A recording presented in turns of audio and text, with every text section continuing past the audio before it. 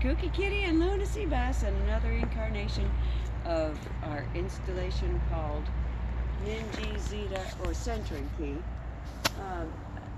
I didn't have Beverly out here to take this transition that happened. We had a series of flash flood warnings last night. They started with watches, and all these colorful balls, including the big crystal balls and the amber ball, were strewn all over this installation in ways that had never happened in the years that I've had this installation. And so it was a pretty major movement of water.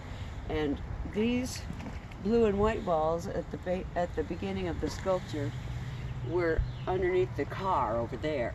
And so that's how much floodwater rushed through this area.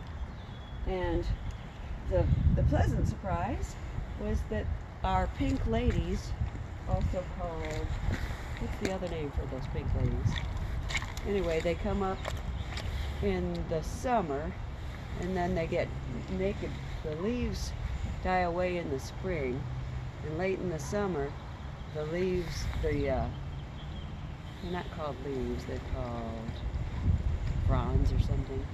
Those die back, and the naked ladies, that's the other name for them.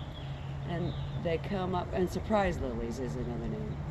They come up without any leaves, with just bright pink flowers, and we've taken pictures of those before. But they sprang up literally overnight. When we got home yesterday from Beverly's apartment, they were not there. And then that was in the afternoon. And now this is what, about noon the next day? In 20-something hours, that happened. Can you see them? Okay. And so what I want to do is sing the Ninji Zeta, for which this centering key is named. It's an ancient key, which Beverly might have explained before, that represents the whole Tibetan region and now the world, because I've been asked by Silva Tyler to set it to music, because in her Reiki class she learned that it's a good idea to chant with the keys, and this being the centering key, my inclination in the several years that I've used it has been to make this design the arc of I call it the arc of a top of a rainbow, and then a snake or a river or a creek going in a swerving motion which mimics our creek down the hill, and within each curve down the hill in the creek, we discovered about 10 to 12 years ago, after severe droughts, that there were springs, natural spring waters emerging from each curve. And that was one of the inspirations that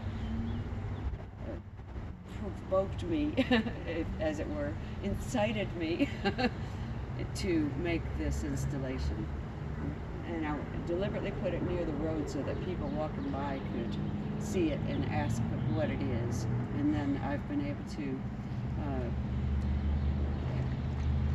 engage in mutual healings that way, by either offering to draw it into their spinal cord or to sing it and have them just get mesmerized by the ancient corals of which it's made.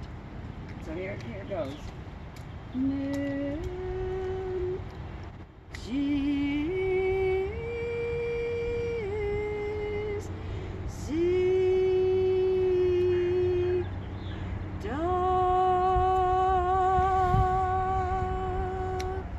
Culminates in a spiral, which we consider the waterfall at the end of our land to represent, because it's flow.